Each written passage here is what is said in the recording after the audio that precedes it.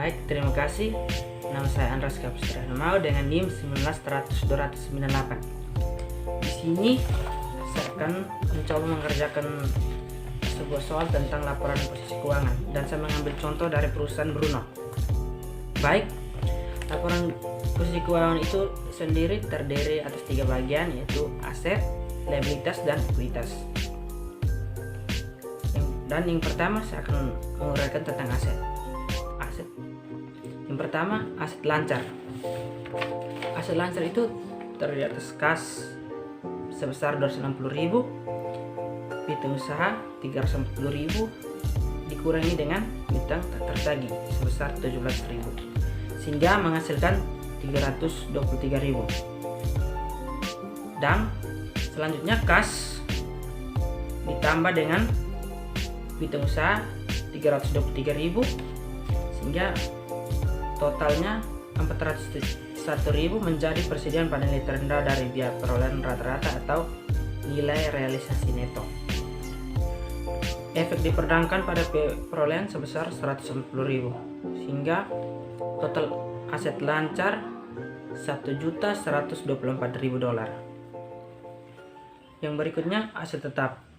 Bangunan, pertama itu bangunan sebesar 570.000 dikurangi dengan akumulasi penyusunan bangunan 160.000 sehingga menjadi 410.000. Berikutnya peralatan kantor sebesar 160.000 dikurangi dengan akumulasi penyusunan peralatan kantor sebesar 105.000 sehingga menjadi 55.000. Tanah yang dimiliki untuk penggunaan masa depan sebesar 175.000 sehingga menghasilkan total aset tetap sebesar 640.000. Baik, yang berikutnya tentang aset tak berwujud. Pertama, goodwill sebesar 80.000, aset yang tak dapat diidentifikasi lainnya sebesar 90.000, biaya bayar di muka sebesar 12.000 sehingga total aset tak berwujud sebesar $182.000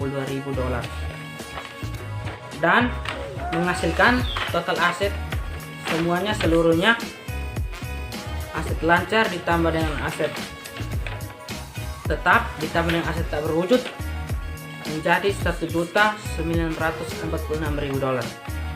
Baik, yang berikutnya saya masuk pada liabilitas, yaitu terdiri atas 2, yaitu liabilitas jangka pendek dan liabilitas jangka panjang. Yang pertama saya akan menguraikan tentang liabilitas jangka pendek. Itu yang pertama utang usaha sebesar 135.000, hasil bayar sebesar 125.000, utang sewa sebesar 49.000, premi atas utang obligasi sebesar 53.000.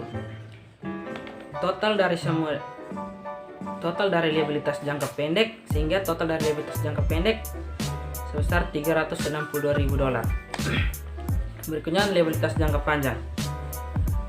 Pertama, utang obligasi sebesar 500.000, kewajiban pensiun sebesar 82.000 sehingga total dari liabilitas jangka panjang sebesar $582.000.